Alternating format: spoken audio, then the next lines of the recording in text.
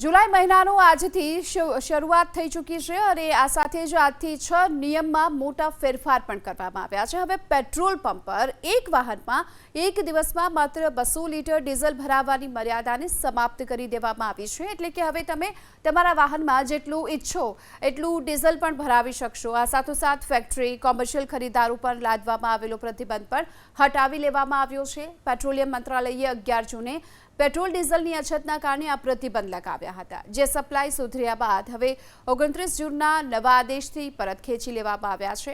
केन्द्र सरकारे पासपोर्टनी फीमां वधारो कर्यो छे, जे 1 जुलाईथी लागू थई चूक्यो छे। आ पहेला 2012 मां पासपोर्टनी फी वधारवामां आवी हती, एटले के 14 वर्ष पछी आ वधारो थयो छे। सामान्य पासपोर्टनी फी जे 1500 थी वधी अने हवे 2500 रूपिया करी देवामां आवी छे। आ साथे ज मंत्रालये ट्रेन में टिकिट वगर मुसाफरी करवा पर लागता लघुत्तम दंड ने पण 250 रूपियाथी वधारी 500 रूपिया करी दीधो छे। हवे पकड़ाई जवा पर मुसाफर ने टिकिटना वास्तविक भाड़ा साथे ओछामां ओछा 500 रूपियानो चार्ज चूकववो पड़शे।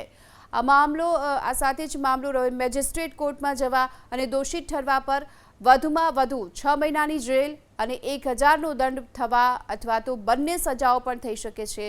UIDAI 1 जुलाईथी आधार कार्ड पर ईमेल एड्रेस अपडेट करावा माटे लागती 75 रूपियानी फी हटावी दीधी छे। आ सेवा आगामी 6 महीना एटले के 31 डिसेम्बर 2026 सुधी मफत रहेशे। आ साथे ज आ समय मर्यादा समाप्त थया बाद फरीथी चार्ज लेवामां आवशे। मोटा भागनी ऑटोमोबाइल कंपनीओए 1 जुलाईथी पोताना वाहनोनी किंमतोमां वधारो करवानो निर्णय लीधो छे અને આ અંતર્ગત કિયા ઇન્ડિયાએ પોતાના તમામ વાહનોની રેન્જમાં 2% સુધીનો વધારો કર્યો છે। આ સાથે ટાટા મોટર્સે કિંમતોમાં 1.5% સુધીનો વધારો કરવા જઈ રહી છે।